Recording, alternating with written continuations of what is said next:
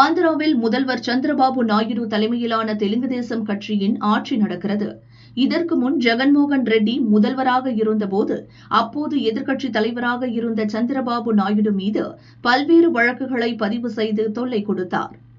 திறன் மேம்பாட்டு திட்ட நிதியை தவறாக பயன்படுத்தியது தொடர்பான வழக்கில் சந்திரபாபு நாயுடுவை கைது செய்து நீண்ட நாட்கள் சிறையில் அடைத்து அலைக்கழித்தார் ஜெகன்மோகன் ரெட்டி.